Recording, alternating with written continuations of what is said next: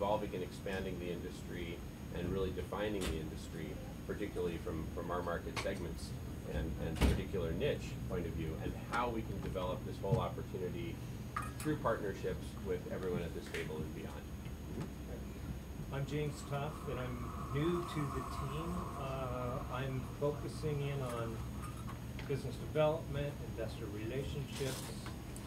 I'm really looking forward to working with all of you, and this is, I can't even tell you how excited I am about what's happening, where we're going, and to be associated with this company. So, thank you. Thank you, James. Sure. My name is Aaron Justice. I'm the president of Buds and Roses Collective. We're one of the first dispensaries registered with the City of Los Angeles. I also serve on the steering committee for GLACA, the Greater Los Angeles Collectives Alliance, and on the advisory committee for Los Angeles ASA.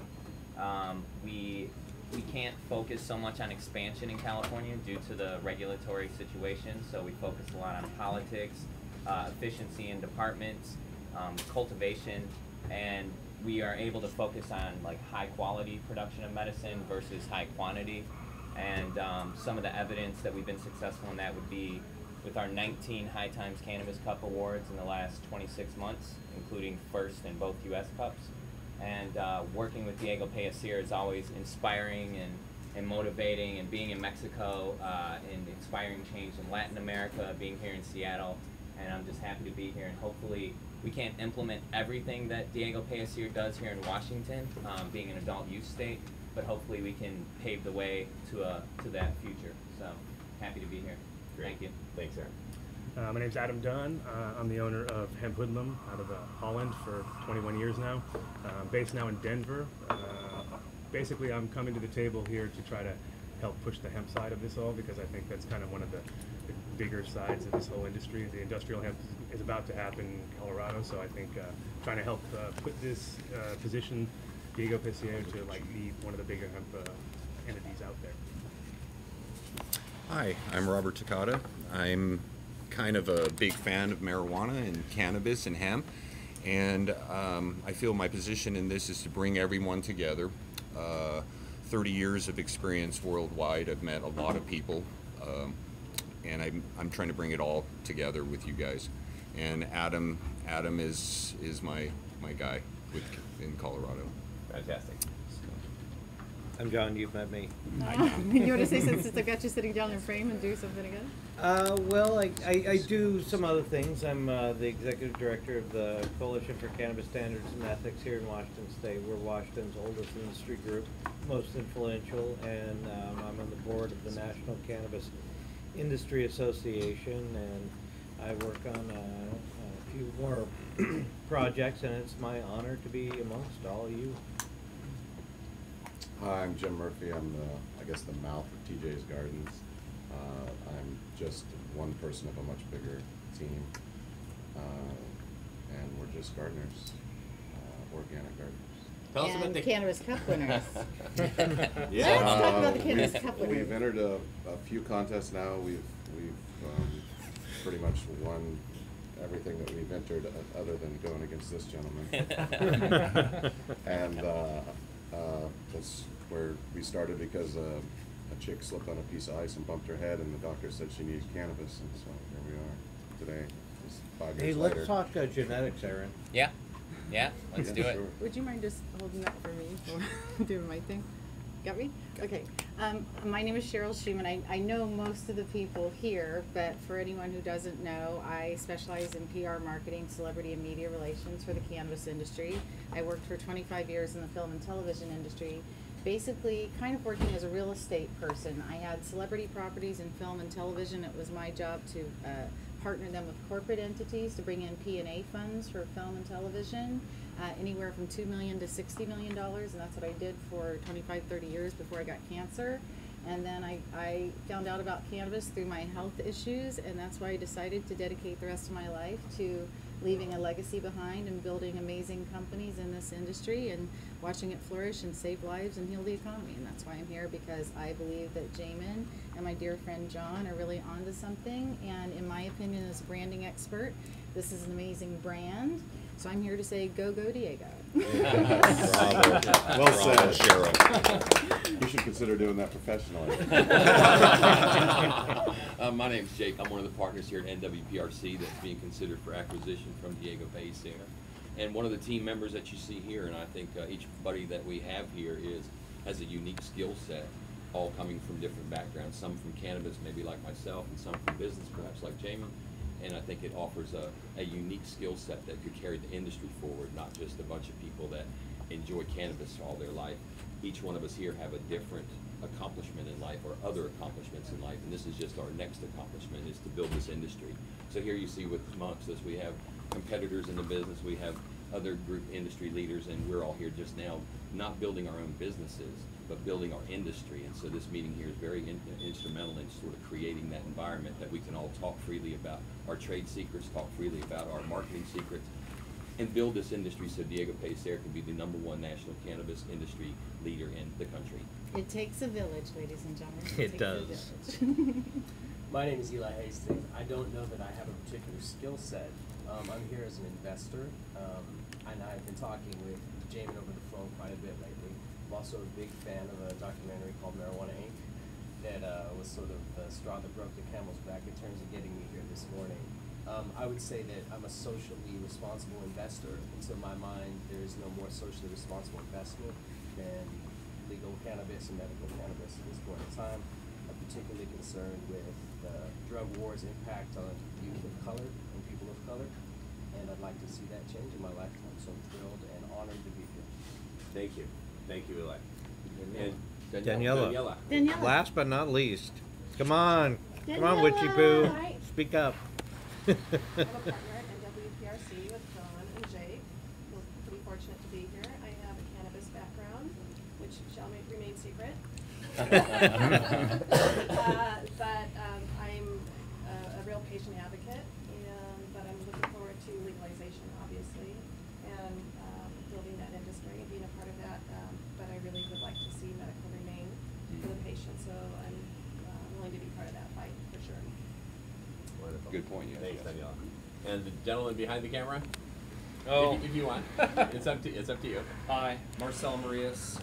I'm the video guy for Jamin, and I've been involved, I think, since June, something like that, and been behind the camera for many instrumental, amazing, historical events. So I feel honored as well to be a part of this and just contributing. And I'm glad that you mentioned about the Marijuana Inc. being, instrumental, because video and documentary and, the moving image is very important in changing people's minds and hearts and, sharing good information with them. So that's why I'm here. Great. Well, welcome everyone. Really glad you're all here today. Some folks flew out here in less than 24 hours notice, and really appreciate that. And speaking of Marijuana Inc., so Marijuana Inc. was hosted by Trish Regan. After leaving CNBC, Trish Regan was picked up by Bloomberg, and she's now doing what's essentially the sequel to Marijuana Inc., which is what they were filming with us all day yesterday and what they'll be filming again today. So they'll be here maybe at 10 o'clock, perhaps a little bit earlier than that. And it's going to be a combination of B-roll, but over the course of B-roll, if they pick up some good sound bites, they might use them. So they might, hear John saying, well, of course, Massachusetts is going to be a big market, and of course we need to be there, right? And then somebody else saying, do you guys even imagine how big the hemp industry is in the United States and what the potential is and blah, blah, blah, right? So those kinds of sound bites will very likely be captured, and this will be on the big Bloomberg documentary, which will probably be released sometime in perhaps October or perhaps early November. It's hard to say exactly when it'll be. 1 hour special. 1 hour special, and it's going to be part of a full day promotion on Bloomberg. So in a way, this is the coming out party for the cannabis industry amongst the investment community. Now, we've already been receiving a steady stream of inquiries from investors through our website. But we believe that once this 1 hour special airs on Bloomberg and all the traders and fund managers and whatnot are able to watch it, we believe this steady stream is going to turn into a bit of a current, shall we say. Which is good. We need the capital to bring about the infrastructure that's needed here. And there's a lot of infrastructure that's needed. The infrastructure that exists is not legal, is not zoned properly, is not properly permitted. We need the capital in order to bring about that infrastructure. Yeah, and what's amazing is to kick this off in a profitable way, the capital that we need is on the order of tens of millions of dollars. Our first raise is exactly 10 million, or we might go a little over and raise 12 million or so. But then before raising more money after that, we actually raise the share price, so that the founders and the early investors get the lion's share of the pie. And but with that initial cash infusion, we can actually create very profitable businesses. And to the extent that we stay on the cutting edge and are the ones who are actually pushing the envelope, we can stay far enough ahead of big industries, big companies in other industries such as alcohol and tobacco jumping in, because they're not going to jump in until it's sufficiently legal by their own corporate standards. And they're in enough fights as it is, particularly big tobacco, that they don't necessarily want to jump into another snake pit. On the other hand, being small and nimble as we are, we're able to navigate these waters in a very focused way and put all this brain power to the problem. And we're essentially crowdsourcing genius and accomplished entrepreneurs and business owners and other experts, and creating what could be called a consortium. We don't really like that word too much, but I mean we're trying to think of the right word for what describes what we're doing now. One possible outcome of all this is that we all form one company, right? That Diego acquire, merge with, etc. Other firms as needed. But for the time being, let's not try to get into those details, because each of those conversations can be weeks long, as it was in the case of Diego Pellicer and Northwest Patient Resource Center. But just know from our experience, there is light at the end of the tunnel. And actually, in our case, it wasn't that hard. We can tell some anecdotes. It's like, wow, we need to be working together here. Yeah. The synergy was just off the charts. And so we didn't get too mired up in the details in negotiation. There really wasn't too much negotiation to it. And so know that that's a relatively straightforward path. It'll be different in each case, but independent of whether we actually do acquire other companies or simply form partnerships and strategic alliances where we say, okay, TJ's for Oregon, why don't you guys do the grow and we'll do the retail, something like that, and we work that out. Perhaps with an option to merge later on, perhaps not. There's all kinds of possibilities. But the amazing thing is, a small group of dedicated individuals, companies, professionals can actually, at this point, capture the mind of the industry and of the public as regards cannabis, and we've essentially done that, right? I mean, it's hard to think of another, retail brand name out there other than ours that's in the media, that's being discussed. Other names are out there in a big way, like Cheryl Schumann. Now, I don't know if you call yourself a retailer. In fact, I'm going to let Cheryl talk for a moment, in case I stepped into something big there. Go ahead, Joe. Oh, here, can you hold that for me? Well, in regards to media, one of the things I'm really, really proud of is the fact that, my daughter, who took care of me for 4 years that I was sick, we built our company together, and in the past 6 weeks, we've done 17 national media appearances, including The View, Katie Couric, Good Morning America, 2020. In fact, on Friday, July 19th alone, we reached over 100 million people. And I've received over 200,000 emails from men and women all across the country who are mainstream cannabis consumers. And one of the things that I really preach a lot about is the importance of women like Daniela. I love you guys, but this industry has been primarily dominated by men. And women, including the women of weed, wow. Women if you talk to all of the political experts, including, a lot of Congress members and in their focus groups and studies, everyone will tell you that women are the secret to legalization, and that's because they buy 72% of household products, and they make primarily all the buying decisions in both public policy and consumer goods and so forth. And they ended alcohol prohibition. Well, that was my next point. One of my big heroes and someone that I really aspire to follow in the footsteps of is Pauline Sabin, who in the 1930s was a woman of influence in society that gathered together a group of women, and they led the overturn of alcohol prohibition. So it's my opinion, just as Washington did an amazing campaign using women and moms specifically about the impact of prohibition of cannabis in our workplace and our life place, that it's just time for a change, and I believe strongly that women will lead this movement. In addition to that, one of the facts that really backs that up is the fact that Friday, the July 19th, that I told you about, we did an exclusive with ABC for Good Morning America, Katie Court. They reran the View piece, and the ratings for ABC for that day alone were up 870%. Wow. And they have rerun those segments over and over again. Wow. So, and then this month we have the Dr. Phil Show, The Doctors, American News Now, and then we're also shooting with the BBC, and that's this month. Next month we have 6 other media. And that's why we wanted to be here, because I really feel that John and Jamin have an amazing brand to form an alliance with. And with all due respect, I think it puts a classy corporate face on what we're doing. And what happens is when you have the best of both worlds, the best of the cannabis industry, the originals, the what I call the pioneers, the elders who've really brought us up to this point, I truly do believe for mainstream acceptance and to really get the big money investors that we have to present a face that they're comfortable with, that doesn't freak them out. Yep. And I think we've got that here, and I really look forward to making history with every single one of you, and I think it's an amazing opportunity. So thank you. And if I could take a moment to talk about synergies and about why you're all here, because this is bigger than any one of us. This is way bigger than me, but I need this to be successful. As an activist, I need this to be successful. So I need people in other locations. I need Colorado to be successful. I need Colorado, right? And I need people in Colorado. And we have formed alliances, including Joe Bresney in Nevada. Joe wrote the law. He is a lobbyist par excellence. You know, he knows all the people in there. We're going to go into Nevada. We're going to go into Massachusetts. We're going to go into Colorado. We're going to go into California. And what's the strategy? Texas. If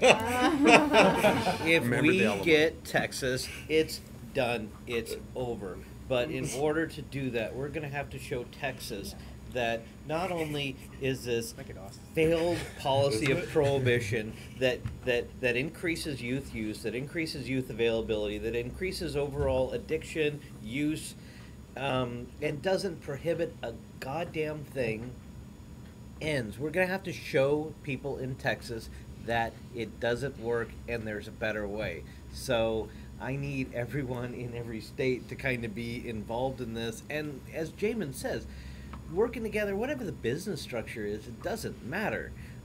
Let's work together to figure out how to smash this system, because it just doesn't work. It's the worst system that we've had in this country since slavery. It's kind of like the United Nations of marijuana in a way. Yeah. Yeah. I like that. Yeah, let's get that rumor started. I'm nowhere near that cool. And since John stepped up on his soapbox, and I can't hold off in saying he bears a striking resemblance to Mike Huckabee. I'll get up on my soapbox. Oh, shit. Ouch. That's gonna leave a mark, John. I know. I won't say that. I think I'll it let might you say that. be Chuck Norris, maybe. Anyway, I'll get up on my soapbox I'll have to for a minute. So the following statement was actually inspired by John Davis, as is most of what I do these days. But the statement was that prohibition is one of the top global transformational issues of our time. And it cuts across so many aspects that are important to us as human beings and as governments and as societies. The list goes on. And we're among experts today, so I won't even rattle off the list, except to say that of all the top global transformational issues, including hunger and poverty, disease, global warming, human rights generally, etc., this is the one which I think we've got the most straightforward, clean access to transforming.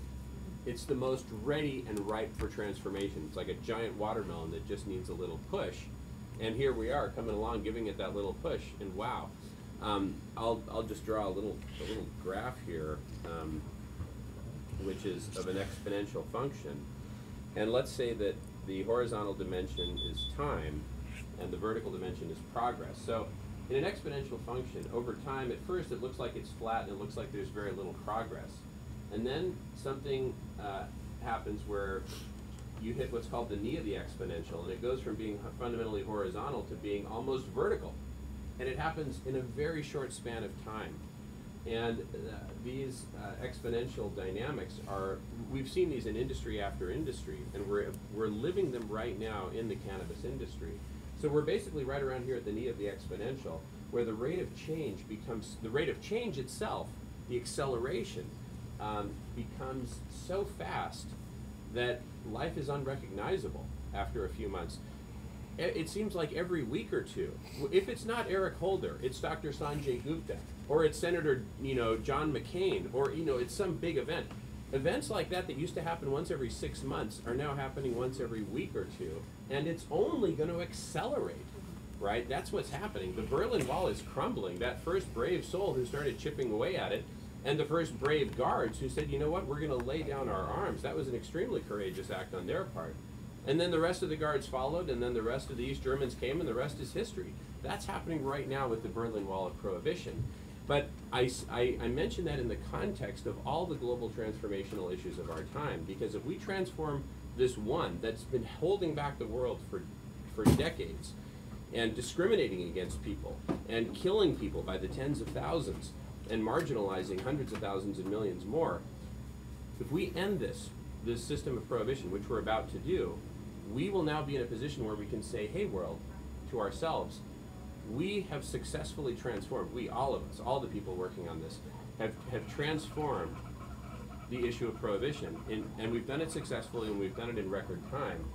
If we can do that with prohibition, what can we do with climate change? What can we do with hunger, right? What can we do with disease, right? What can we do with poverty?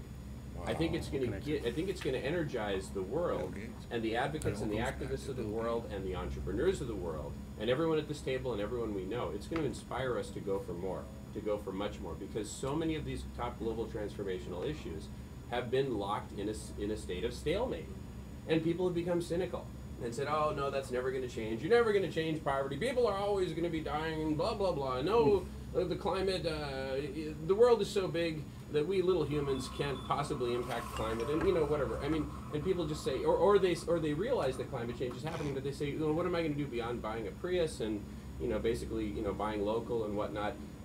These big forces, they're beyond us. Well, they're not beyond us. Who is it? Margaret Mead, who said that a small group of committed individuals can change the world. In fact, it's the only thing that ever does. Well, that's what we're doing right now. Now I'll get off my soapbox and we can get down to brass tacks. Very good. You gotta come up with a name for Very it. good. And understand what's going on right now. Today is the day Senator Leahy is doing Senate hearings. yeah, his commission, and we're going to get answers. We're going to get progress on the 280E issue. We're going to get progress on banking. In 2 days, I have it on good authority that a major policy shift will be coming down the pike with a major Republican issuing a white paper on our behalf. These things are going to be becoming quicker and quicker, and the issues that we have today are not going to be issues that we have tomorrow. When do you think we'll get 280E solved, since you're on the topic? It's going to be a minute. We'll probably have to go through one more cycle where we file compliant. And the banking issue is a policy issue. We might have that one solved by the end of the year. Okay, but for 280E, if you had to put a date on it? Well, 280E would involve legislation. Correct. The other one's policy. Right. So it's going to be solved in 2014. Good. If you want my prediction. Got it. Okay. Very good. I'll take that. All right. So in terms of where we go from here, so we have experts and people in the business from California, from Colorado. We're in contact with folks in Nevada, Massachusetts, and other states. And so there's kind of the steps as to how we could go about this at an industry level, and then there's the tactical steps of what we can do in the next few days and weeks in terms of moving the ball forward. So and I really want this to be a roundtable discussion. I'm running out of things to say. So well, I'll say Yeah. in California, just yesterday there was a new amended bill. Well, on Friday it was proposed, but we only have till Friday to pass it, so we have 3 or 4 days. It was amended bill by State Assembly Member Tom Amiano, and it gives power to the Alcohol Beverage Control Board to create regulations for the medical marijuana commercial industry. It doesn't affect small patients or caregivers, but it does help regulate it. There's people working really hard right now to pass that, even though it's 30 or 40 pages. I don't know if everybody's had time to read it, but they're trying to pass it, and we have like 3 days to do it. If not, the session ends, and then we have to start over again next year and see what we can do for 2015. Just because in California, we desperately need clarity on the law, and even though it was passed in '96, it was supposed to give patients access. They still, in many areas of California, do not have access, and we have to, I believe, find a way to better regulate and clarify the medical cannabis industry before we can pass legalization there. There are groups trying to pass legalization in 2014. I don't think it'll happen. I would love to see the medical get cleared up first and then legalization happen 2016. We have somewhat of an opposite problem here in the state of Washington, where there's talk and rumor of medical going away completely, and that's the medical patient hasn't spoken up yet. That's what will happen soon enough when they realize, well, wait a minute, I can't have the allotments that I had before because now it's legal, when the medical patient is the reason that it became legal. So the medical patient's going to be, they'll be making their picket signs as soon as they realize that their liberties have been snatched. If that be the case here in the state of Washington, they will have more to say. So the fight isn't over for the medical patient. It's a shame because the medical patient ushered us in. Yeah, and now all of a sudden they're going to shut us down because now I guess the tax man can't get his cut, which seems really bad. So I think we have a fight here of a different order here in the state of Washington. Plus there are limitations on what a person can do under 502. They can't grow for themselves. They have a smaller amount that they can have in their possession. There's concentrates are kind of off the table. Of course, there's things that people are trying to do about that. So there are some real limitations to what a person can have. And we will be, kind of fighting for the medical cannabis patient because, again, they're the ones that brought us here. And they're the ones that truly need it. I think these kids with their hat turned on backwards, maybe it's a little more recreational for them than it is for some of the people that I serve every day that really, really depend on cannabis to keep them off the oxys, to keep them off their IBS problems, or any of the myriad of issues that cannabis relieves for many, many people, especially my generation. These aren't the pothead stoners that America thinks that's pushing forward for, cannabis, to become legal. This is people like me.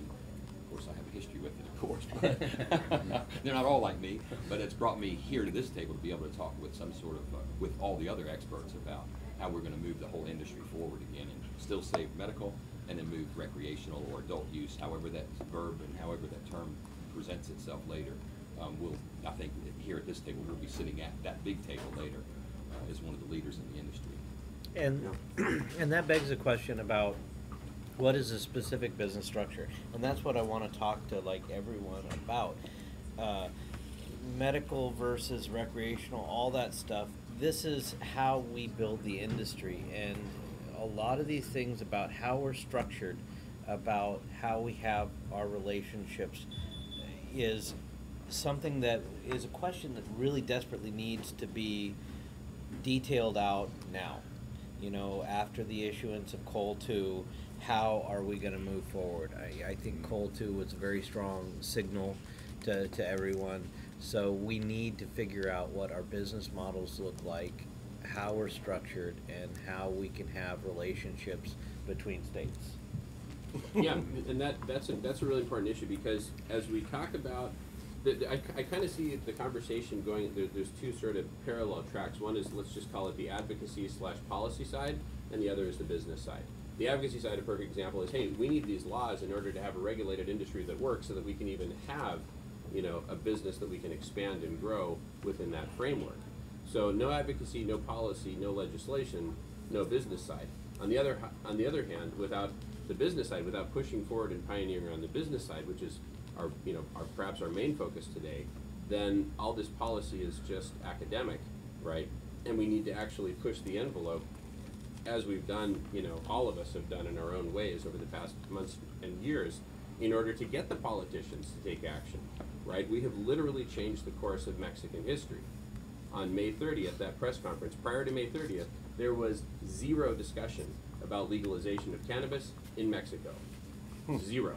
So many tens of thousands of people had died, so many journalists had been killed, so many people were impacted. If you even speak up on the topic, you could get whacked the next day, right? That's how much conversation there was. We did the press conference with President Fox right here in the city of Seattle and other industry leaders and industry experts, including John Davis. We did that press conference. Immediately there was huge press coverage in Mexico, and boom, that dam burst open and it hasn't stopped. And people are taking sides. President Fox and the country's leading intellectuals and journalists are on the side of legalization. The Catholic Church is against legalization, so are some other conservative groups, as you can imagine, and other interest groups.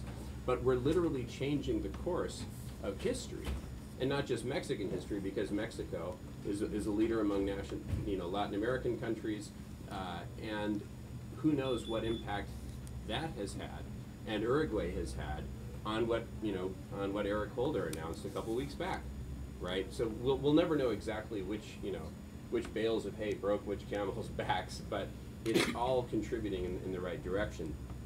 So from the side of business, since you raised it, John, one way that we can move forward is to expand the brand across multiple states and be the first national brand of cannabis, make Diego the first national brand. And we'll get to hemp in a minute because that can be a key part of it. So the question is, given what Eric Holder announced a couple weeks back and all that you know about policy, how are we looking in terms of being able to have the Diego brand exist in multiple states at once? Oh, I think that it's not a question of if, it's a question of how. And the thing about it is what I've been trying to do is reach out to the best of best, in the various states. And not every state that I'm talking to is represented here, but to say, look, let's figure it out and let's do it in those states, and let's bring about the business in the state, and let's work together on it. So it's not a question of if we can do it, it's a question of how we can do it. And I think that being united under whatever flag is a great thing. I wanted to add to that quick. Yeah. Would you mind just grabbing this? Yeah. As some of you may or may not know, I just spent 2 weeks in Israel. And one of the things, as you know, there's been kind of a division between the medical marijuana community and the recreational responsible adult. I prefer to use responsible adult use of cannabis rather than recreational marijuana. Sure. Just me. Yeah. Words are very important.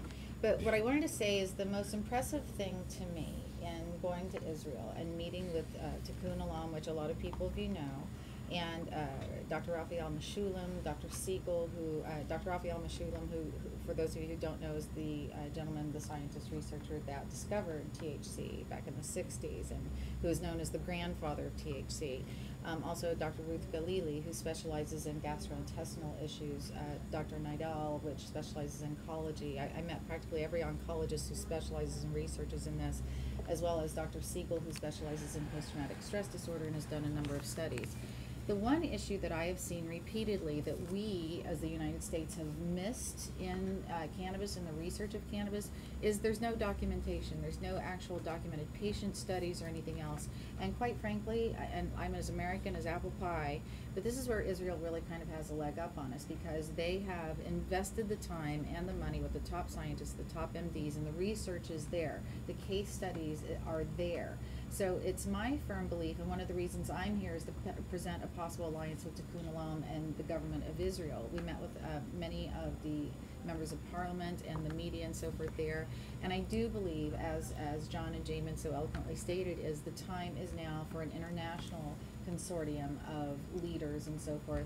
And when I spoke with them and told them about your group, they were very excited to meet you, so I'm sure that we'll have a meeting come at some point. Sooner rather than later. I would love to go to Israel. Those guys have wonderful things. Did you see any of my pictures? It's incredible. Yeah. They're actually medicating in the hospitals, are they not? Yeah. Well, that's the interesting thing, and about the relationship, and that's what I would like to, when I went over and witnessed how well the government and the hospital administrators and the doctors work with cannabis and with the patients, to see patients actually have the freedom to medicate in their nursing homes, in their assisted living centers. I mean, that Incredible. is, like, so And then important. to also be able to work and meet the patients. I met with this one little old lady who is 100 years old the day, it was her birthday that I got there. And when you saw how happy she was and how it helped with her dementia and her arthritis, and these people, you know, many in their 80s, 90s, and 100s, were so happy and so much better. When I spoke to the doctor who ran the facility, he was telling me that when he started there before medical cannabis, all you would hear is wailing and crying and just screaming and all that. And you go in there now, everyone's calm and cool and collected. So I believe that the secret to merging these two worlds, if you will, is to provide the medical community with the science and the research and the patient studies to prove that this is in fact a very effective medicine that is backed up by science and research and case studies. And the case studies is what the pharmaceutical industry has used for years. But here's the big difference. These case studies and this research and the patient information that they've gathered over there, each study only costs about $150,000, which in the realm of pharmaceutical research is nothing. Pharmaceutical companies spend hundreds of millions of dollars every year for new drug and clinical trials. So when I look at the fact that we can do this in Israel with the cooperation of the government, with the cooperation of all the top oncologists and doctors and members of parliament and scientists, we can form an alliance with them, get the best of medical research, community, and patient information, use that over here to show that we do in fact have the latest and the best strains that are bred genetically, you know, and they might be bred, and they may bring the genetics over here and breed with some of your things or breed with some of your clones, and then you have this beautiful marriage, and congratulations, meanwhile, speaking of marriage, to Jamin and his lovely wife. But we have the opportunity to really form a beautiful marriage and international relationship, which I believe can take us past that tipping point. You're here. Yeah, absolutely. Bravo. So we in Oregon are working on research, and we don't have the power of Israel or the capital of Israel, but we do have a PhD. We've sealed the deal with him. We have a chronograph, and we are very dedicated to figuring out what the hell is going on. Awesome. We want to know what happens throughout the plant's life every day, 3 different spots on the same, and over 100 period, 100 times, and just see if that line, if that scale matches, and figure out when the very pristine point for each genetic is to pull it for the best medicinal purposes. And we're very interested in, and you say nobody's publishing, and you're right, nobody's publishing anything. So everybody's starting from ground zero, and it's a problem. We're going to publish. We're going to put this information out there. We're going to make it available to everybody. So you have something to build on. That's awesome. And it is ground zero, and we're going to work together to build it, because we have no other choice. If you build it, they will come. If you build it, they will come. Build I it, mean, James. we have the talent here, just add money. Kind of like Chia Pet, But you know, just add water. the medical establishment wants peer-reviewed studies. That's and they correct. want their own peer-reviewed studies. So if we can get them to take Israel's, I mean, my goodness, it's 100% valid. Interesting Looking point at on the other on the medical marijuana aspects. I came into all of this stuff when 215 was passed, and Dennis Perone had his roommate pass away of AIDS. My stepbrother is also one of the first confirmed AIDS deaths in San Francisco. And the weird thing about that is that his brother, my stepbrother, was the district attorney that prosecuted Dennis Perone. And when Proposition 215 passed, it was written as compassionate use, meaning sick and dying people. And at that time, the only people that were dying were AIDS patients, okay? So Dennis Perone's position with medical marijuana was correct, compassionate use, which means basically grow it and give it to the sick people. The industry which was created in California, the dispensaries, thousands of dispensaries, I can honestly say I didn't agree with that, how that happened. Compassionate use doesn't mean selling millions of dollars worth of weed. So what you see now in California is a direct result of them not delivering compassion in the beginning. At that time, I was living in Switzerland, and I had the opportunity to meet Alan and Ben Dronkers and learn a little bit about Sensi seeds. And my question to them was, is it medicinal? And at that time, they confirmed that it was. I mean, 5,000 years of ancient Chinese medicine is hard to disprove. We went at that time in '96, I think it was late '95, we went to Novartis, which is the largest pharmaceutical company in the world at that time, and it took us a couple months to get all the way to the top, but we managed to get all the way to the top and spoke with Dr. Jerry Carabalis. And Dr. Carabalis was the CEO of Novartis. He is from New York. He's a Harvard professor. And we sat down with him at a similar meeting like this and presented them with 10 seed strain genetics. At that time it was Skunk 1 and Northern Lights and G13 and stuff like that. And we put them on the table with the hopes that they would take them and do the research at that time. But at that moment they told us that they had just released Marinol and that they were not going to look at a natural substance for the moment. So ridiculous. Yeah, I mean, that was basically it. But he at that point, they understood the delta-9 THC structure and they can reproduce it synthetically. So Marinol was coming to the market, but we had already heard the trials of it that it wasn't working for people. It made people really dizzy and sick and all that stuff. And we tried to explain this to Novartis directly.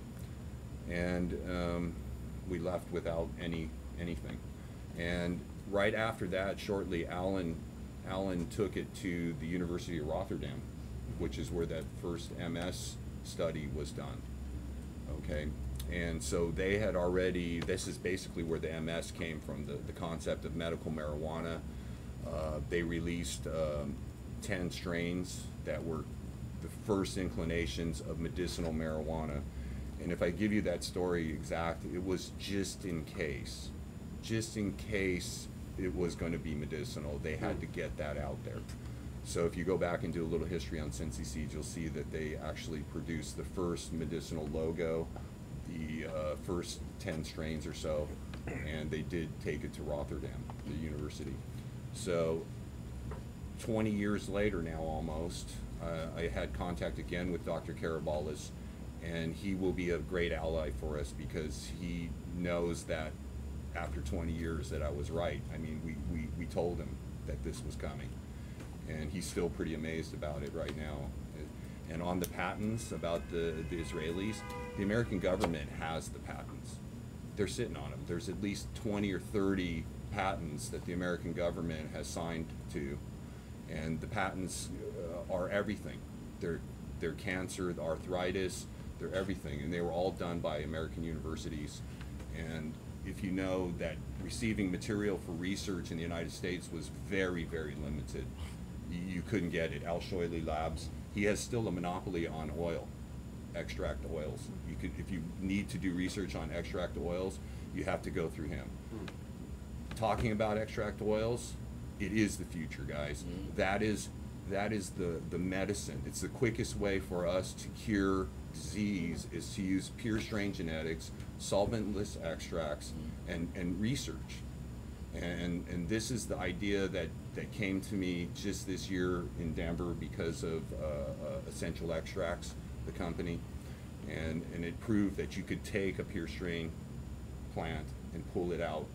Now you're one step closer to curing whatever you need to cure. So if I can just interject, so we've talked about different ways that we can do research, and there's expensive routes and there are less expensive routes. One of the lesser expensive routes is to do a patient survey, a simple patient survey of all the patients who are taking medicinal cannabis for particular ailments, structure it by ailment. So for example, you can zero in on those people who are taking it for prostate cancer and simply measure their PSA. What's their PSA when they started taking the treatment? What's their PSA 30 days later, 60 days later? And then find the correlations. And then if you can map it to the specific variety that you used and have the genetic analysis and the chromatological analysis or whatever kind of analysis, then you can find some pretty powerful correlations between exactly which chemicals are mapping to addressing specifically which diseases, which ailments, etc. Right. Now, and that's not necessarily going to be that expensive. To fund all this, right? Let's talk on the business side, because what we're envisioning is that we push forward both on the business side, on the advocacy and policy side, and then somewhere in between those two is the medical side, because medical should be a business that makes money on its own, right? Yes. I mean, I definitely understand the argument of compassionate care, grow it and give it away, and those people who want to do that, We're beyond that. Yeah. We are now in the point where medical has to be protected. It has to be not like pushed by the wayside, like you said, because of recreational. The patients that depend on medical marijuana, it's a real deal. Yeah. Yeah. No, It's no, the no, real no. It's the real deal. deal. Yeah. And therefore, Yeah. the is the real institutions deal. have to be Yes. It profitable. really is. Yeah. I mean, if in the It's beginning just you may have been undeniable. skeptical, Right. but hey, It's man, undeniable. I've seen too much with epilepsy. I've Yeah, seen oh, yeah. too much. We're all on the same page But there. we, Yeah. John's right, we have to be profitable, otherwise we'd just Yes, go out of business. that's the and then next end part of of it. Well, trying to and- marry these two things. The profitability lies in the science, I think. That's where the real big money, like she had brought up the Israel thing, these patents are worth a fortune. Well, one thing I would like to add, if you don't mind, I think the most important thing that we really have to hold on to as far as responsible adult use of cannabis is the bottom line. And the bottom line is this: cannabis is safer than alcohol or tobacco, and that's a proven fact. I know as far as people who use this as I hate to use the word an intoxicant, but something to make them feel better. Or I know a lot of women, especially in LA, who when they finish a long day at work, especially if they're a mom, instead of having a glass of wine, they prefer to use cannabis. And you know what? There's not only is there nothing wrong with that, but I do believe it's a healthier choice. So I believe that with the recreational or adult responsible adult use of cannabis, we really have to stress the fact, because there are proven studies out there and experts who will tell you time and time again, cannabis is a far safer alternative than alcohol. And that's really what we need to focus on, because the bottom line is most cannabis users are recreational users, and quite frankly, on a business level, that's where the money is. And look, I'm an activist. I love being an activist, but at the end of the day, I'm also a businesswoman, and I've built multi-million-dollar companies, and we already have revenues over $1 million just for this year. And you know, my revenue comes mostly from media and content. But that being said, I really believe that if we focus on that aspect and kick alcohol's butt, I think we're winning. True. And it's safer than ibuprofen. People take that That's- like crazy, and you get. For me, that's the route you should take. Cause we've been saying I'm 46 or 7 something. Yeah, I occasionally smoke. So, and what I see is we've been touting this. Everybody knows that alcohol is more dangerous than weed. I mean, has anybody ever died from It's oldest marijuana? comparison out I mean, there. okay, so we've been touting this forever, and it's not really been doing any good. I think your approach is correct. Like, as opposed to associating it with what everybody knows is clearly off the charts worse. I mean, alcohol kills you. It's pretty simple. Associate with ibuprofen or coffee. Make that connection, as opposed to, oh, it's not as bad as these. These are bad and these are legal, so this is less bad, and we need to make. I don't know that that's the right mindset, as opposed to, it's safer than ibuprofen. Now that's something that is different and that I haven't heard before, or liken it to coffee, because it's really the impact of marijuana on you, on your perception is more likened to coffee. Yeah. Maybe more the opposite, but it's more it's not this all-encompassing thing like alcohol. You'll fall down. You're not gonna get stoned and fall down. Coffee used to be prohibited also. It was Yes. illegal for hundreds There of was years. just a study. So I that- just think we have to change the language. We're with the alcohol thing, because everybody knows it. It's There's not a good nobody that comparable. doesn't agree with that I'm aware of. Yeah. Well, I Well, actually, the I'm going to marijuana's disagree with safer. all of you, Okay. because I really think we have to hit them on all fronts. I think to exclude the fact that the recreational part, I think we're kidding ourselves. I think we have to hit them with as much ammunition as possible, because not only the alcohol, it's safer than alcohol, but also, I mean, I have liver damage, so I know for a fact that I took Depakote for my seizures, and I had to sign. Pharmaceuticals. I had to sign that I bad too. acknowledge Yeah, that it these caused days. liver Yes. damage, and today I'm They're sitting opiate here with an based. 8.5 centimeter by 11 centimeter mass on my liver that could go malignant at any time, because my body likes to grow cancer, and I'm not real happy about it. So, and the other thing too, when you talk about pharmaceuticals, I also stress very, very stringently that, you know, with cases like PTSD, our soldiers are coming over here and they're blowing their brains out, you know, and cannabis works better than that. So I actually, I don't think it has to be either or. I think we hit them with as much Straight ammunition on. as possible from every angle. And even talk about the, I love it. you know, that there's the separating adult use and medical. I mean, when you think about it, people having that glass of wine, they're essentially self-medicating. Yes, So you have to relax. anyone's. And, Absolutely. and, you know, people are going to do that regardless. So, yes, it is safer, but I think that there's some way to sort of blend the two, the medical and the I adult agree. use. You know, I think all cannabis use is actually for wellness, and I think that Yeah. some, like, you know, kids in their 20s, they may want to get a little more well than others, but they're going to do that anyway with alcohol or whatever. But I think that most people use it for wellness. They say recreational, but you know, just it makes you feel better, it makes you feel good, and you don't get like heavily intoxicated where you know you have no idea what's going on like with alcohol. So. I wanted to add something just real quick. Most of you probably saw the documentary special Weed, okay? The little girl, Charlotte, who used a strain that was high in CBDs. It's been proven and it's helped her. She went from 83 seizures a day to less than maybe 1 a week. And another study that just came out in one of the medical journals showed and proved that basically there is a connection between autism, Dravet syndrome, and so forth that shows that because we, as human beings, we have an endocannabinoid system, and they have shown through these medical studies that in fact autism could very well possibly be called from a lack of cannabinoids, and cannabis provides that. So when you talk about wellness, I completely agree with you. This is a wellness issue, and this is controversial, but I really believe that if cannabis were used by some children, not all children, but some children who need those cannabinoids, I think it's a lifesaver, time and time again, no question. So no question that both need to be developed, both the medical and responsible adult use. So a key question is, how do we do the two of those in parallel? Do we try to put it under one roof? Because certain states are talking about moving in terms of legislation, putting it all under one common regime. You know, if it's the same plant or varieties of the same plant, why not sell them out of the same, you know, retail outlet? My big problem with that is, whereas I think the responsible adult use should be taxed to, you know, a reasonable degree, I'm opposed to taxation for medical, and I think that medical patients who need it for life and death stuff and for quality of life and just, you know, general health and medical care and wellness, they shouldn't have to pay through the nose, particularly the ones who are dependent on getting, you know, significant volumes of concentrates for treating cancer or other ailments. So that's my thought, but I'd like to hear from folks different ideas about how we should proceed on a business side. Should we proceed, you know, to develop these as two separate lines of business, or, you know, as one? I think they should help each other. I think the adult usage should be able to compensate for the medical, because the numbers are so offset. You have maybe 10 to 15% of the actual people really being 100% medical where they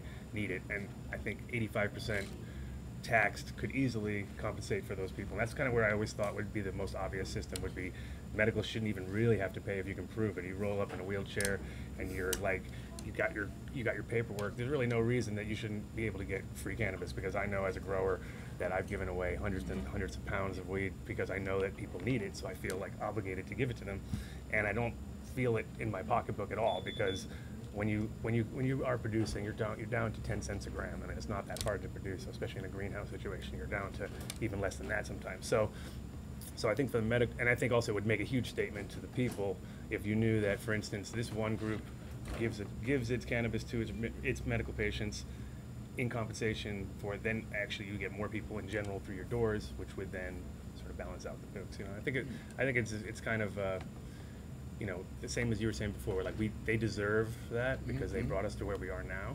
Whereas, you know, we're all going to benefit on it. Everyone's going to benefit in the long run. Society benefits, but the people that brought it to the table, they probably should be the ones to get the most out of it. Yeah. Well, I see where you're going, and it almost seems like you're separating like illness from wellness. But at the same time, you have to, you know, I mean, we have a compassion program here, and we help people out. We can't just be free weed central for anyone who's sick, because we would go out of business. Yeah, I understand. And there's also a lot of people who are ill, but they also have plenty of money to pay for But the it. market is going to Well, expand. here's a so much simple bigger. dividing line based on Colorado law alone. Medical is taxed at 3%, recreational, they're looking for 30 to Yes, I know 50%. that. So that's We cannot already, have is from a limitations. business standpoint, Mm-hmm. that's Yeah. a no-brainer. Yeah. You know, medical is favorable to stay in medical. So the big question now, are these people gonna go dual license? Or are they gonna stay with medical because of the lower tax rate? This is the big Well, question. Your numbers of people grow so enormously. Like in Colorado, we're going to go from 100,000 patients to 4 million people. So that numbers make it much more different when you start to do the books. You know, because when you Yeah. have 100,000 patients, everybody's competing with each other. The prices, I mean, Yeah. prices in Colorado have gone They're on the floor. down to $100 an ounce. You know what I mean? To the point where you're just like, wow, how can this survive? Because Yeah. we know there's so much overhead involved. But once that's everyone's just waiting because they know once that opens up January 1st, it's going to be the market's. It's going to literally be like, I think Colorado's going to be the driest state in the country midsummer because it's going to be just like there's no Sold way out. we can keep up. I mean, right Sold now out. everything has to be in the ground this next week probably to be To ready catch up the for second January wave. 1st. You know what I mean? So Yeah. you're already looking at like if you guys aren't planning ahead, then we're going to have a shortage of And the state cannabis didn't in, allow the Colorado. growers to get a head start. Yeah, so everyone's starting from scratch, and it's like they kind of are setting themselves up for a situation where you're going to end up with like, wow, we have no weed. Well, the medical industry is, Since It's not can't- like you can't import it. Since we can't export it there, Yeah. we'll import your patients if you guys. I'll send you off to Washington. We'll send them a bus ticket. A patient import. We got more room in travel. Oregon, they're overcrowded. You know, it's interesting. My friends run the only dispensary in New Jersey, and that's exactly what happened to them. Oh, yeah. Is that they, because they have to grow all their own, and Yeah. literally within a month they were out of cannabis, and their qualifying conditions are substantially more difficult to qualify for. So when you consider the fact that literally because there's only one licensed dispensary in New Jersey. Yeah. So when you consider the fact that also as far as qualifying conditions, the only qualifying conditions are literally death, near death, and close to near Well, death. a good thing to I do was- somewhere like that, it would be like Washington D.C., where since you don't have a lot of patients, that's when you enact the studies, and you try to get doctors involved in research because you don't have the medicine, but you do have time with these patients, and that's what I would focus on in those states. Well, and that's why, as an industry, what we need to do is we need to move on all fronts. And medical, recreational, whatever we have available to us, we move on all of them because we create the industry. We find out what's profitable, what's not. We hedge our bets by being in all areas and create profitability, because ultimately profitability is going to be the only thing that keeps us moving and going forward, and that's what we need. It's the American Yeah, way. and on that topic, Doug will be here in a little bit, and he'll give us a little presentation on, kind of the brands and where we're moving forward on that front. But I think a good general kind of introduction for that would be in order at this point. So in terms of making this profitable and then being able to use some of those profits, plow them back into medical, plow them back into, Robert, as you were saying, patenting technologies, whether it's genetics, varieties, or whatever. But we need to generate the money through our operations in order to have the money to make these investments. Yes. Right? I don't think you're going to find. We may want to take it direct to them. I mean, we might get Jerry Carabalis to fund it. I mean, he's venture capitalist in the medical industry. We just haven't been able to present him anything till now. Okay, You know? I mean, now you guys are ready. You present him. We'd love to talk with him. So Yeah. can you facilitate that? I will. Okay. I will. great. I'm sorry. I just want to add one thing real quick. Can you grab it? In regards to profitability and other revenue streams, one of the things I think a lot of people actually kind of overlook is the fact of merchandising, specifically branding, Yes. branded merchandise.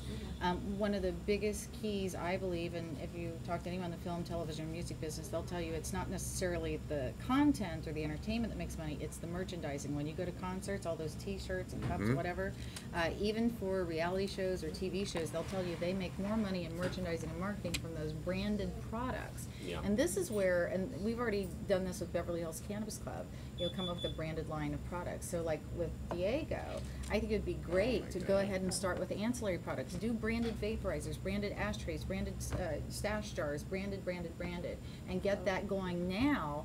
And I'm telling you, that way you have your brand going, and you know how all that works because you're an expert. But think about like the Hard Rock Cafe or Planet Hollywood or any of those. You know, it's not just the restaurants that make money. You have a total revenue generating machine cranking out cash for you 24/7 in those ancillary products. And also because we're not there yet with full legalization for what you want to do, you're building in your client database already. We've been gathering data with the things I'm doing with Beverly Hills Cannabis Club for years now. We have tens of thousands of people all across America and internationally. They're sitting ready, willing, and able to buy products that we're cranking out. So I really think that is a key to start generating revenue now. In fact, I would not be surprised if you guys come out with a line of branded products. You could probably generate millions of dollars now. Yeah, in fact, now. You're right. In fact, Just like Lincoln. on exactly that topic, Robert and Adam and I have been talking about doing a branded line, Diego Hemp, for clothing, and Adam is one of the leaders in the country in terms of branded hemp apparel, and he does that both in the United States and in Europe, and has been doing it for many, many years. I guess what? 20 years. 20 years. Yeah. So you want to just take maybe a few minutes now and talk about not just hemp apparel, but hemp more generally, and feel free to include Robert on that, you know, because these are the guys who really turned me on to the hemp industry, industrial hemp, which was, of course. Oh yeah, one moment. Let's pause for it. Yeah, go ahead. So I'm Elise. I'm sure Jamin told you I was coming. Hi, Elise. Hi, Elise. I work with Bloomberg Television. We're doing an hour special with Trish Regan on the evolving marijuana industry. So make sure everybody's okay being filmed. It's really fun. Yep. We're thrilled to have you. Great. So I'm just going to put this microphone in the center so that I can pick up everybody's audio as much as I can. I'll take this opportunity to smell Before we get on national television, I really want to kind of sound the alarm that in Oregon, I know every state here you've seen this land grab happen, including this state. Oregon is worse, and this is why. We have the 1,000-foot circle, and so when you put your map up of Oregon and you start putting the 1,000-foot circles around, now when you add a dispensary, it has a 1,000-foot circle. So the land grab is even more intense. If you don't have a spot, and it's horrible because it doesn't allow for the cream to rise to the top. You have a horrible dispensary, you can't even compete and get them out of there. They're growing pesticide-infused meds and handing us out. There's no governing body. We need self-regulation. We need self-regulation, and that's what we do. Well, that's the best thing about our industry is we always self. We Always know. have been. We have always self-regulated. Right, since day we one. know. You know, if you Well, but sold there's if you sold people- bad weed, you're There's out. this other class of people out there That's the Wookiees. That's the Wookiees. they call it, the Wookiees. that aren't. They don't care. They don't care. They simply don't care. And I'll guarantee you, 30 or 40% of the products on our shelves today are grown by those people. They're the Right. bottom shelves, but they're there. Yeah. And that's bad for you. Not on our Sure. shelves. I just want to put that out We've there. got TJ Gardens, Cannabis Cup winner right here. But that's a good point. I mean, in that we need to ensure the success of those people that are willing to do it right, to be willing to live in the light, to be willing to have modern business practices and all that. And that's why coalitions such as this are so very important to me, because we need to make sure that the people that are within that 1,000-foot radius are people that are doing it right. Yeah, Otherwise, how we will though? not be successful, and You're gonna have to Texas start an will not want association legalization. somehow And in the I state. want Texas. Let's Don't forget Ohio. start with Oregon. I will start with Oregon. Call George Bush. He's got So some anyway, pull. Texas. the alarm has been sounded. People are grabbing land right now as I speak. I've got land, and we're in Oregon and Washington, so we kind of got a good feel for both states. And Oregon is every bit as big a deal as everything else. They want you to be profitable. They want you to be everything that a business is supposed to be, so that you can be responsible, as opposed to go be a business, but don't show us any money. Right. You know, that's ridiculous. Don't put it in the bank. Right, They don't want put it in the money bank. So you have to stuff it in your pillow. That's right. And don't lose count of how much you owe us because. And don't make it. That's, Yeah. don't make any Product. money. Don't make any money. Don't make the More. product. They Right. don't make it easy to be legit in this world of No. people that maybe came back, from backgrounds where maybe it wasn't always like it is right now, and so they're not making it very easy. So the banks need to catch up too. So we're in that point of that exponential knee you're talking about, where letting go of the activism, or we're certainly changing our pitch on the activism, because we have to think as if this is already done. So now we're reaching into all right, how are we going to get this done? Let's pretend that all the activism is over with. Let's pretend the laws are in place with where we're at now. And then so how do we actually get to that point? How are we going to build that business? I think is where we're at now. In that knee of that exponential curve you speak of, we're letting go of one issue and then we're picking up on another issue, building. Yeah, it's been an interesting transition for me because, you know, back in May, we were very, very focused on the advocacy part, the activism part, putting on symposiums, press conferences, events with President Fox, because we needed to move forward. We needed an answer from Washington in order to be able to move forward under a guise of sufficient legality. It simply wasn't sufficiently legal. But now with Eric Holder's recent statements, we can see that momentum is shifting, and so our focus is much more now on the business side. How do we now take advantage of this climate that's transforming in front of us? Well, yeah, I believe it is up to us, and I think that's what the government's kind of saying is that, you know, if you guys want to figure it out, go ahead. We have a lot of our own issues to figure out, and that's why this meeting is so important, because I believe if we come up with best practices where it just follows their simple guidelines of right now, not state to state, not money laundering, things like that, I believe that that's what they're looking for. That's what they want. They can't spend their time on it. They don't know anything about us. Exactly. And what does activism look like in today's, I'm an activist, right, but I'm a business person as well, but what does activism look like? Paying taxes, generating tax revenue, showing localities that we are a positive thing, going forward and showing that youth use does not increase, it decreases. Youth availability does not increase, it decreases. Overall use does not increase, it decreases. Showing that is activism frontline today. You know, what we're really doing is we're switching addiction from drugs to taxes to the government. If they can get addicted to the taxes, then we got them, right? Yeah, exactly. That's exactly the truth. Yeah. We've been saying that in TJ's for a long time. That's right. Get them hooked. So anyway, right. so if I could ask Adam and Robert to talk just maybe for 5 minutes or so just on the hemp industry and industrial hemp, so we can kind of see and particularly talk about any potential synergies between the two beyond the obvious of branding. Okay. Right. Well, first of all, when actually Robert brought it to me, so it was one of the. I'll give you a little timeline. So I've had my company 20 years plus, about 21 years in Amsterdam. And I actually started by working for Ben Dronkers, who owns Hemp Flax. Yeah. And so I was working at Sensi Seeds. I had and I was really pushing the whole hemp thing. And I worked at they have a hash info museum, it was called. And I was like, well, hash information's not so interesting. What about hemp information? You know, so they actually changed the name of the museum to the Hemp Marijuana Museum because we were all pushing for it because we're like, this is a much bigger issue. And that's the thing about like living in Amsterdam for 20 years. I kind of saw how it didn't work. You know, that's like, it works to a point because yes, they have lots of tourism. There's not that much crime based on it. It's mostly people getting pickpocketed because they're too stoned and sitting at a cafe or something and lose their bag.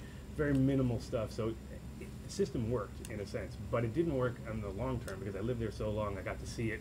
First I came as a tourist and I was excited and I thought it was, you know, such an interesting thing. But then I realized it's the tiniest part of this whole industry. Like it is infantile. Medical, of course, is a bigger issue that wasn't really apparent in 1993, but it's the hemp side, which I always thought was the huge picture because it touches in every single industry there is. I mean, it doesn't matter. We were on the flight over, and we sat next to a guy, and I said, "Hey, what are you doing?" He said, "Oh, do concrete." "Oh, well, did you ever hear of hempcrete?" And he's like, "Huh?" Yeah, well, we're making, you know, so I explained to him about hempcrete, which is basically just using the herds of the plant, mixing with some lime, creates basically 7 times stronger than steel after it ages. So it's unbelievable, and it breathes. It doesn't have any black mold. There's all these great issues. So talking to a guy from the industry, and he's telling me about, well, you guys should go to Vegas for Concrete World. Concrete World. And I'm like, Concrete World? Really? You guys have a concrete trade show? I'm there, you know what I mean? Who so knew? 80,000 there, 80,000 attendees. So the reality of this industry is it's so big because whenever you start talking about industrial hemp, you're not talking about grams and ounces, you're talking about tonnage and acreage and massive things, which can be broken down and used into every single industry. Like I chose clothing because it's obvious that it touches everybody physically. You wear it, you love it, you talk about it, you help promote it.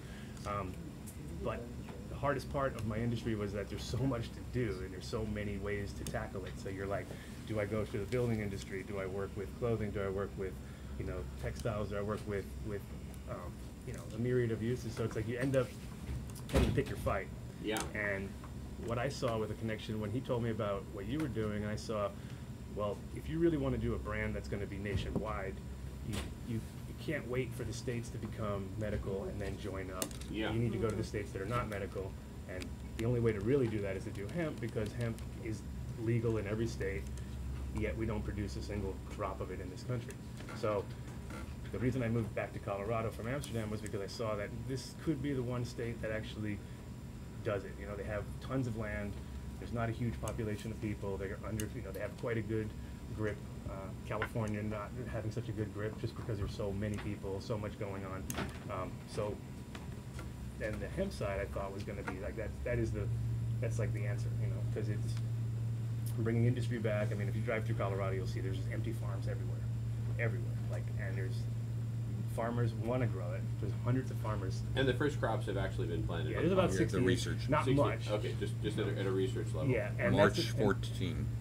Yeah, so they're starting. It's going Yeah. in the ground, and that's the thing, is it's going to happen. It's the way this industry works. Is the problem is that it has to be done in the right time, because if you Yeah. build a factory, if you don't have a factory to process the hemp, it rots on the field. That's what happened in Holland year after year, because they didn't have a processing plant. The closest one was in Belgium, and it wasn't legal for them to ship it to Belgium Oh, from I'll be there. So they had this wow. whole issue. So they had to build the factory. Now they have one there.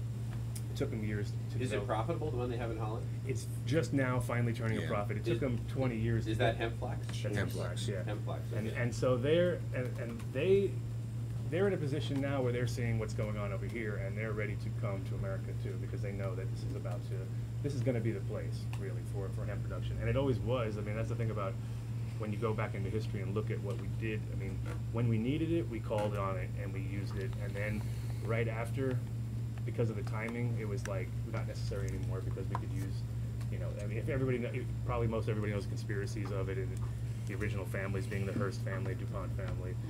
Chemical fibers. It's all chemicals, and it's all based on the fact that, you know, we're coming into this new age that people, you know, like love the idea of something that could be endless and you could just keep pumping it out of the ground and turn it into clothes. Hard work with hemp, that's the other part, you know, and America's gone away from work. Everything's outsourced. We wouldn't want to work if we had a chance to.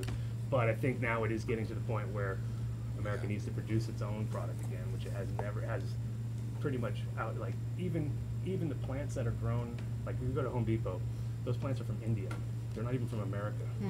They tissue culture them in India and send them over because it's cheaper. And it's like, come on now, we can't even grow our own plants here anymore, and we have to outsource them to India. So it's like there's a lot of the whole agricultural industry and stuff, it is pretty much hurting right now, but Yeah. it is waiting for something new, and I think that the key is to actually start producing product in America. Right now, all my stuff is from China. Everything that I'm producing, I produce in China. Do you know how much we import per year? 450 million. There you go. Of total hemp, Hemp from products. Canada, China, and other countries? Yeah, 450 In million. dollars? In dollars. Dollars. Yeah. Is that That's hemp? This is hemp, yeah. Everything touch I'm it? wearing. Yes, you can. You can. Let me see what that's all about. Does it feel as hemp underwear? Yeah. They're silky. My boxers are hemp. And the thing is, that quality-wise, nothing matches it. You know what I mean? And Yes, it's proven to be a way better. and there's so many different things. Like right now, one of the studies which I thought was pretty interesting was from the medical industry. When you have cotton sheets and you have and they get infected with some sort of virus, they wash those sheets and they can test for it. And literally with cotton, you can wash it up to 12 times before it's completely gone, like staph infection, things like that. And with the hemp, it doesn't grab to it, so you end up after one wash, you're 95% clean. So just from a health point of view, if you imagine how many people get infected at a hospital with so it's like that alone, just picking that little one part of the industry, you could revolutionize the entire medical industry as far as everything. And just by wearing it every day, I realized it doesn't smell heavy, like it doesn't make you sweat. It's got it's very good wicking capabilities. It's got so from a quality point of view, and I think that's kind of where you guys, the way I looked at it was, I see your brand as being like, or at least the vision that I thought you might have was like the kind of the end of the day cognac drinking guy who's got the highest quality, he's got the best vaporizer, he's got the best cannabis, and the hemp is the best material. So I mean, the idea of marrying the two, I would see like a store that is not just about cannabis, because cannabis, I mean, there's enough people out there with good cannabis. It's a lifestyle brand. It's completely. It's a lifestyle. Yeah, you have all these other aspects, and to wear it, to eat it, to read it. There's so many different things that you can base it on. Everything, really. Run your Yeah. car It's on really it. everything. The You could point biofuel at is big anything in for this Colorado. room. And so I think that's kind of like you're going to That's big. prove a lot more to people when you're embracing Technology. the whole thing, because that's part of the hemp movement. Plus your great grandfather. Plus your Yeah. great grandfather was the biggest. Largest grower of hemp in the world in the late 1800s, and to play off of that and to build the brand Diego Hemp with fine hemp textiles, I see that as the marriage between the ancillary branded products that you're talking about, Cheryl, Yeah. and what you're talking about with hemp, and with what we're talking about spreading the brand throughout the nation and throughout the world with no legal barriers whatsoever. Yeah. So that's a very interesting path to pursue from a Yeah. marketing standpoint Yeah. and from developing industrial hemp. On the topic of the brand, I'd next like to ask Doug Anderson if you're ready to, if you want to just give us a little, the presentation. You can just take 10 minutes or whatever, just do. And for this one, the one thing I'd like to ask is that there be no video recording of it, other than Marcel and Bloomer. You guys can go ahead, but stuff with